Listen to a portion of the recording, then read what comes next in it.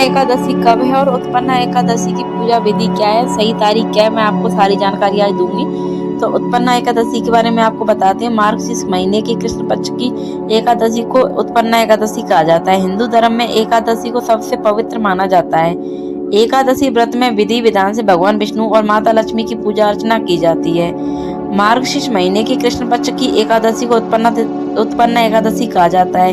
हिंदू धर्म में एकादशी को सबसे ज्यादा पवित्र मानने जाना व्रत माना जाता है। एकादशी व्रत में विधि विधान से भगवान विष्णु और माता लक्ष्मी की पूजा अर्चना की जाती है।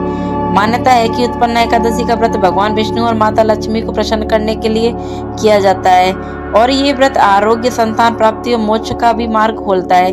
पुराणों के अनुसार एकादशी देवी की उत्पत्ति इसी दिन हुई थी, इसीलिए इस व्रत का नाम उत्पन्ना एकादशी रखा गया है। ऐसा कहा गया है कि देवी एकादशी ने असुरों का नाश किया और देवताओं की रक्षा की। तो इस बार एक उत्पन्ना एकादशी 15 नवंबर को मनाई जाएगी और इस दिन व्रत रखा जाएगा। तो अगले दिन व्रत का पारण किया जाएगा। तो 15 नवंबर के बाद 16 नवंबर को व्रत का पारण किया जाएगा।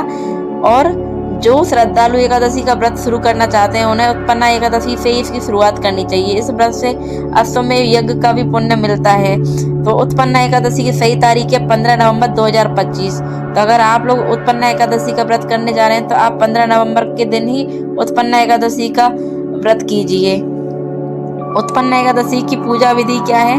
तो सुबह जल्दी उठ करके स्नान आदि से निवृत्त होकर के घर के मंदिर में पूजा स्थान को साफ करें, दीपक जलाएं और शांत वातावरण बनाएं। भगवान विष्णु को गंगा जल से स्नान कराएं, भगवान विष्णु को फूल और तुलसी जल अर्पित करें, भगवान की आरती करें, भगवान को सात्विक भोजन का भोग लगाएं।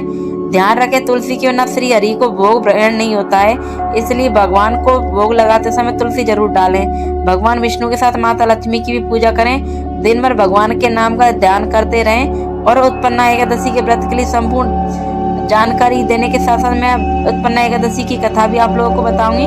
तो उत्पन्ना एकादशी की कथा सुनना ना भूलें। और अभी आगे मैं उत्पन्ना एकादशी की कथा भी बताती हूँ, तो मेरे साथ वीडियो बने रहिए। चलिए हम उत्पन्ना एकादशी की कथा भी शुरू करते हैं।